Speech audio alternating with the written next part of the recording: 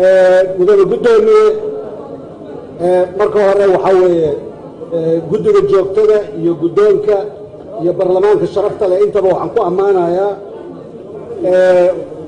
qoraalkan qabyada ah la rabo in lagu xeeriyo in lagu dhowro danaha ummadda Soomaaliyeed. mudane gudoomiye waxaan u istaagay wax kale maaha runtii waa ayidsanahay muxuu ahaa hawshan la soo diyaariyey keliya waxaan isleeyahay waxaa ka maqan qodob tilmaamaya ciqaabta.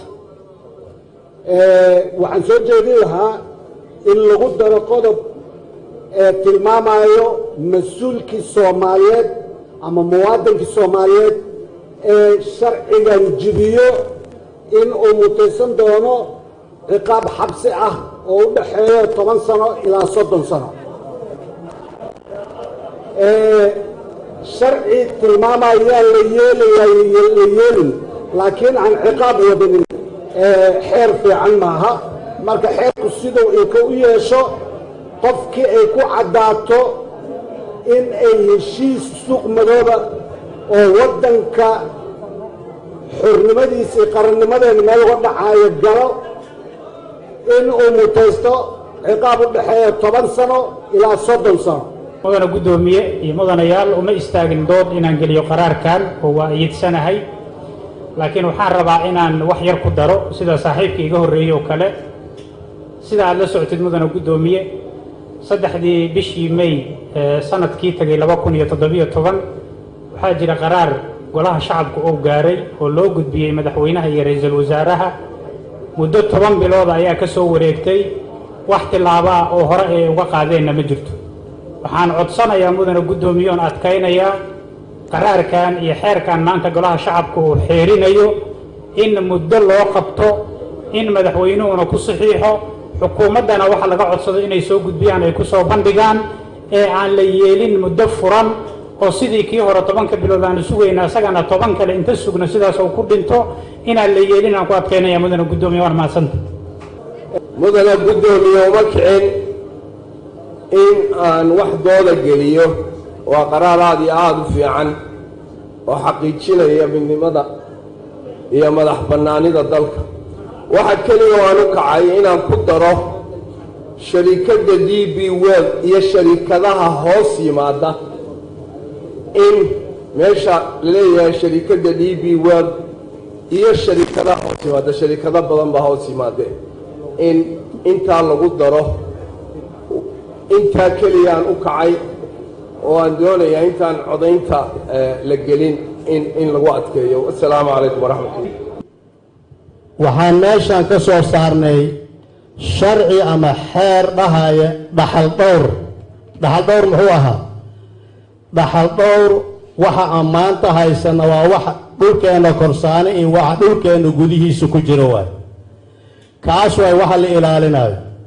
yaa loo ilaalina?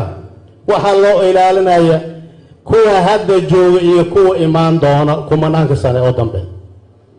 waxaa loo ilaalinaya kaas waay. waa dhaxal ummadda Soomaaliyeed ay leedahay oo la ilaalinayo.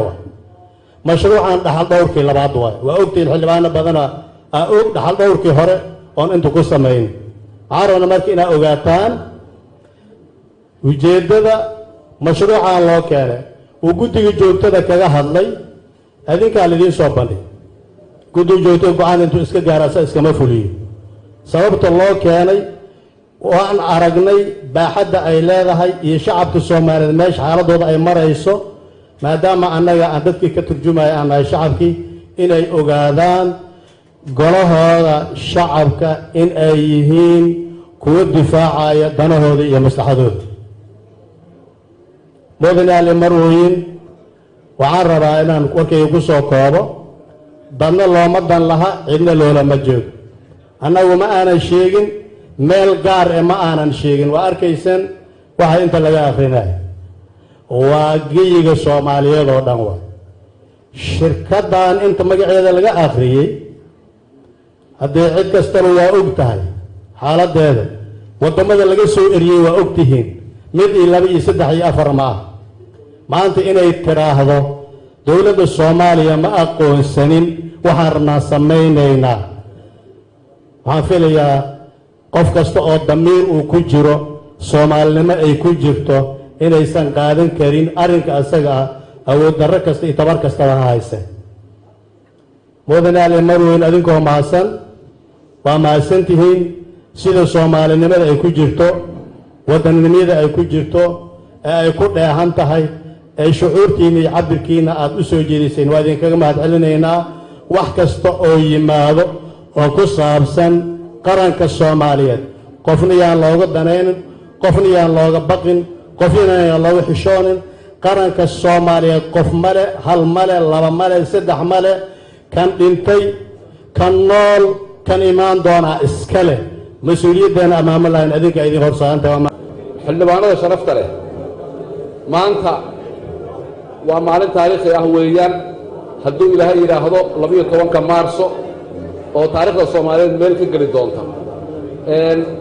taariikhdaasi waxay noqonaysaa xeerkii ugu horreeyey ee uu golahani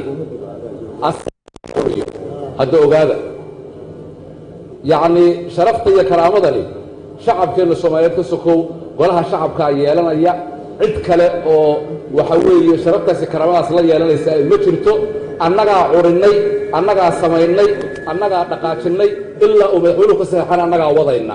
horta sharafta iyo karaamadaas golahan ay yeelanaya ha la ogaado.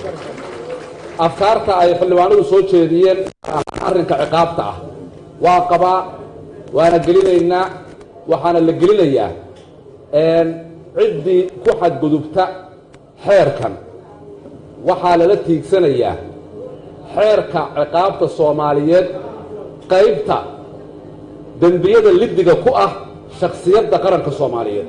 wasalaamu calaykum waraxmatullaahi wabarakaatu. dooda ha la joojiyo arrin xasaasiya weeyaan maanta aan ka faa'iidaysanno. wasalaamu calaykum.